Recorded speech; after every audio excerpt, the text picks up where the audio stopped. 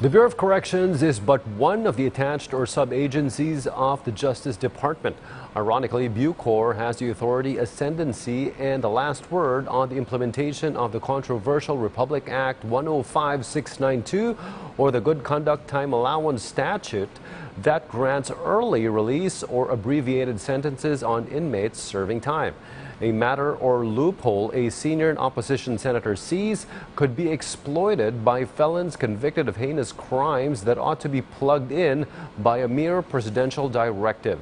PTV correspondent Kenneth Paciente has more. Senator Franklin Drilon urged President Rodrigo Duterte to issue an executive order to authorize the Department of Justice to review the Good Conduct Time Allowance statute that grants early release or abbreviates sentences of persons deprived of liberty doing time. This in conjunction with the likely release of former Calauan Laguna Mayor Antonio Sanchez under the Republic Act 10592 or GCTA law. Drilon said, through this executive order, the DOJ can thoroughly review the Bureau of Corrections' decisions in granting GCTA to PDLs. In other words, the Secretary of Justice will act by authority of the President.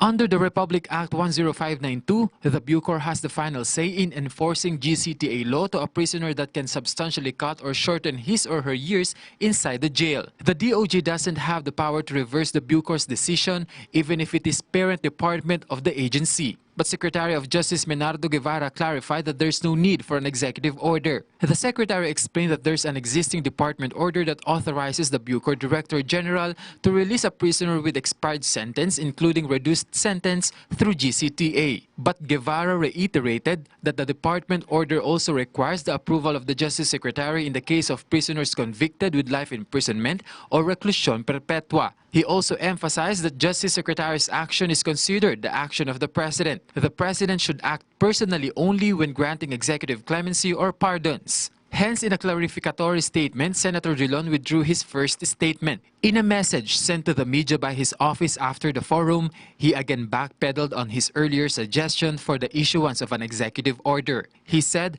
that Republic Act 10575 enacted in 2013 retained the DOJ's authority over the power to review, reverse, and revise or modify the decision of the Bucor in the exercise of its regulatory or quasi-judicial functions. Meanwhile, the Senate is set to conduct an investigation regarding the Bucor's implementation of the GCTA. How the Good Conduct Time Allowance law is being implemented.